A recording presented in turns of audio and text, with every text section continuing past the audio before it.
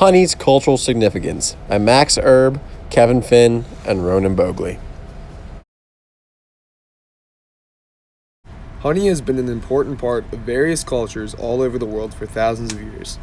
This is an ancient cave painting found in Valencia, Spain from 8,000 years ago that shows a woman hunting for honey. The ancient Egyptians had a great religious and spiritual connection to the honeybee and honey. Honey was used by all people in ancient Egypt and was produced on a large scale. It was used for everything from sweetening food to preventing infection by being placed on wounds to paying taxes. Honey was used for religious purposes. Sacred animals were fed cakes sweetened with honey. This photo shows ancient Egyptians baking these honey cakes. India also has a strong cultural connection to honey. India's oldest sacred book, the Rig Veda, contains many mentions to bees and honey. The Hindu gods were often associated with bees. The gods Vishnu, Krishna, and Indra were called the Madhava, which means the nectar-born ones, and their symbol is the bee. As in ancient Egypt, rulers in India took honey as taxes from their people. Honey was so highly valued that if someone stole it, they were cursed to return in their next life as a gadfly. And then there's the Nepalese and their mad honey. What is mad honey? No, it's not honey you get from angry bees. It's honey that makes you trip balls. Like this guy. I feel pretty fucked up, honestly, and it's a really good feeling. It's like icy hot. It's like a cold and warm feeling. It's kind of like being stoned, but it's kind of like being on mushrooms as well.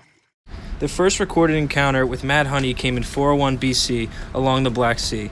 Greek historian Xenophon said that hungry soldiers on their way back to Athens feasted upon honey they stole from nearby hives. After a few minutes, the collection of 1,000 soldiers became disoriented and began vomiting and were unable to stand up.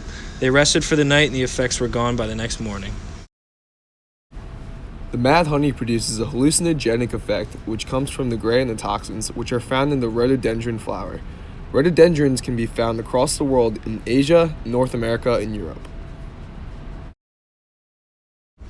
The ascent up the mountain starts early in the morning for these honey hunters. When they locate the beehives, they begin to smoke the bees out, which angers the entire hive. They must use long sticks to break apart the hive and push the honeycombs into baskets. They must work quickly in order to finish before the bee's venom takes its toll on them. They leave a portion of the hive untouched in order for the bees to rebuild their home for the next group of honey hunters that comes along. This is an extremely dangerous job for the people of Nepal, with many deaths each year attributed to honey hunting. Because of the cultural importance to these people, when one man stops honey hunting, another man takes his place. As you can see, honey has been of great importance to many cultures for thousands of years. It continues to be of great importance to cultures such as Nepal today. So, as this guy would put it, Honey good, honey good.